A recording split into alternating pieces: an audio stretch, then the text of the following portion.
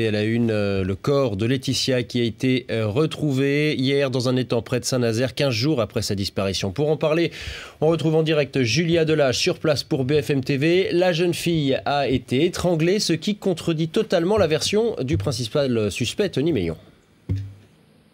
Oui, souvenez-vous, Tony Meillon, lui, depuis le début de l'enquête, il parle d'un accident de la circulation. Or, selon les premières observations, la jeune femme a d'abord été étranglée, puis son meurtrier a découpé son corps avant de le jeter dans un étang qui se trouve juste derrière moi, ici à Lavaux-sur-Loire. Or, cet étang, ce plan d'eau, eh bien, il n'est pas anodin. C'est un site qu'aimait fréquenter Tony Meillon, le principal suspect dans cette affaire. Il est d'ailleurs mis en examen pour enlèvement suivi de mort depuis une dizaine de jours.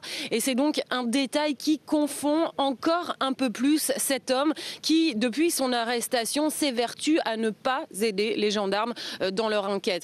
Alors évidemment, c'est un terrible épilogue pour la famille d'accueil et la famille biologique de cette jeune fille de 18 ans. Je vous propose d'écouter tout de suite les quelques mots de celle qui a élevé Laetitia comme sa fille pendant plus de 5 ans, des propos recueillis ce matin par Francis Simoès. Nous sommes anéantis par ce qui nous arrive. L'horreur de ce drame est inacceptable. Notre douleur est sans nom. Sans nom. Les recherches pour retrouver le reste de la dépouille de Laetitia vont continuer toute la journée ici à Lavaux-sur-Loire. Julia Delage avec Francis Simoès et Nicolas Planck.